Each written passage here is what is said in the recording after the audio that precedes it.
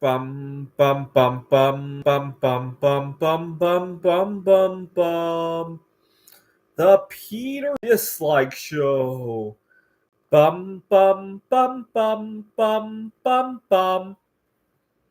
So I've talked about in my channel how I have anxiety around loud noises and loud environments. And last Christmas, actually, I walked out of a party to my disappointment because I've been looking forward to that party in large part because of loud noises. I walked out of it. It's kind of disappointing.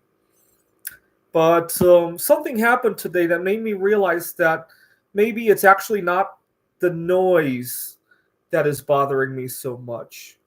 There's a secondary effect to what happens when you go to a loud environment. I'll let you take a few moments to think about what else about loud environments might cause distress. A little bit of background: I am autistic and I have a hard time with loud environments, which is really frustrating because a lot of these workplace discussions happen spur of the moment, right? You're out uh, at the cafeteria with a bunch of your colleagues, or you get the idea, right? And I often have to pull myself out of meetings that get a little bit out of hand.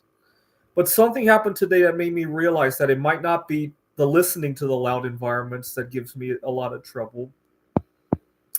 Okay, time's up for thinking about what else could happen in a loud environment. Now, today, this event actually happened in a quiet environment. I had gone to a meetup event that was held in the library. Libraries are obviously quite the opposite of Christmas parties, but it had a loud environment vibe to it because one of the people I met there was hard of hearing. And so when I spoke to him, I had to speak a little bit louder. And I found that when I tried to speak louder, it interrupted with the way I articulate things. When I raise my voice, it causes me to raise the energy level of the stuff that I'm trying to say, right? So for example, I'm talking to you guys about investing in precious metals. I'm talking to you guys about art projects. I'm talking to you guys about how I hate various prejudices at work. I can articulate stuff like that. But if I have to raise my voice to talk about it, it causes the energy level of the content of what I'm trying to say. It interrupts with the flow of that. I never really thought about that until today, because today was one of the few times I had to raise my voice in a quiet environment, right? Usually those two things are opposite of each other. And so I really didn't think about that.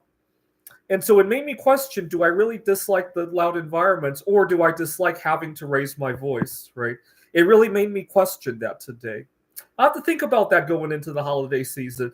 Maybe there's another way to address the fear of loud environments. Maybe next time I can bring like pen and paper and try to communicate more with writing instead of trying to talk over everybody at the party. Maybe that will help alleviate a lot of that environment that environmental stress. I'll have to give it a try to see. I never realized that it was actually the having to talk over people that gave me the anxiety. But give it a try. If you find you fear loud environments, maybe it's the fear of I don't have a problem with raising my voice.